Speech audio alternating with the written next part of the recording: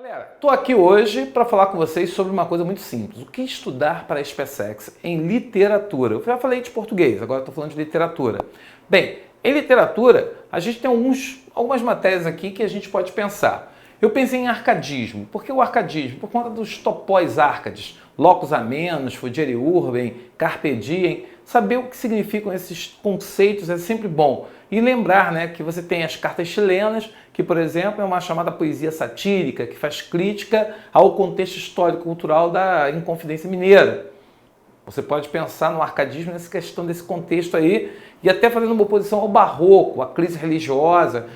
Lembre-se que a SpaceX teve um ano que colocou quevedismo e gongorismo, isso aí causou maior celeuma, porque o aluno, o que é isso? E o cara não sabia, não tinha estudado que quevedismo tinha a ver com conceptismo e o gongorismo tinha a ver com cultismo. E aí tem um jogo de ideias e jogo de palavras, respectivamente. Mas o arcadismo, ele trabalha mais essa questão da natureza, bucolismo, pastoralismo e os topóis. Então reveja isso, que vai ajudar bastante, junto com os nomes Tomás Antônio Gonzaga, Cláudio Manuel da Costa.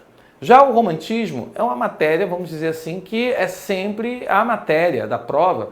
Primeiro porque você, quando fala em romantismo, você está falando da estética que inventou o brasileiro. Você está falando de uma estética que, de alguma forma, ela criou aí um índio como herói, criou um sentimento nacional, por isso que ela dá início à Era Nacional da Literatura. Ela vai exagerar nos sentimentos, no egoísmo.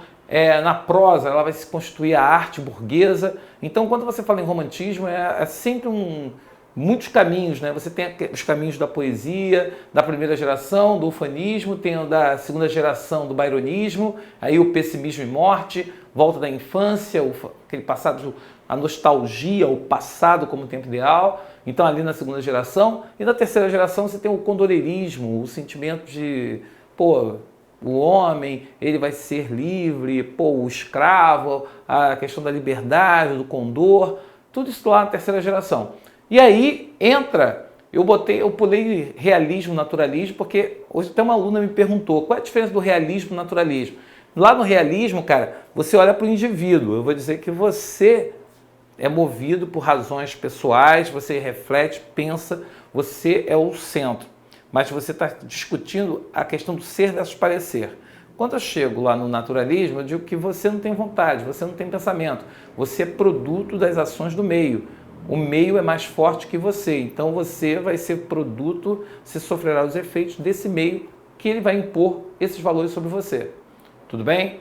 Agora, se eu falar em parnasianismo e simbolismo, é um confronto que a SpaceX tem colocado muito, principalmente simbolismo, e resgatar a ideia do simbolismo com essa coisa de transcendência espiritual, misticismo, essa questão do homem que é mais etéreo, poesia sugestiva, enquanto o parnasiano é o arte pela arte. Arte pela arte quer dizer o quê? Um homem mais materialista, mais descritivo, e o sujeito ele consegue de alguma forma passar uma ideia de que a arte é algo supremo na questão da forma, a perfeição formal, daí a métrica rígida, rimas, vocabulário erudito. Então, enquanto esse é materialista, aquele de lá, o simbolismo, será justamente o quê? Uma poesia sugestiva.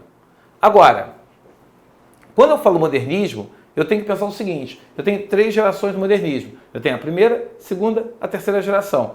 Enquanto a primeira geração é chamada de iconoclasta, porque ela vai romper com o conservadorismo, vai romper com o passado, romper com a tradição, romper com a normatividade, por isso ela assume um caráter iconoclasta, porque ela vai romper com o passado, destruir os códigos do passado. Eu tenho a segunda geração, que é a geração de 30. E na geração de 30, o que a gente tem lá? A gente já encontra uma geração que vai estar preocupada basicamente na poesia, amadurecer os princípios de 22 e retomar o diálogo com o passado. Por isso que é uma geração de amadurecimento. Já na prosa é a prosa regionalista, que vai fazer o neorrealismo, ou seja, vai trazer aspectos psicológicos, misturar com as questões deterministas do espaço e vai analisar essa relação sempre olhando a camadas mais pobres, sempre olhando os mais pobres, os excluídos da sociedade. Esses é que serão destacados dentro do texto. Já a terceira geração é a geração de Guimarães Rosa, é a geração de Clarice Lispector, é a geração ali de João Cabral de Melo Neto na poesia. É uma geração que já se distancia das ideias das 22 e por isso é sempre lembrado. Eu já falei que é certo domingo, na prova da SpaceX, cair uma dessas três, ou duas dessas três, ou até as três.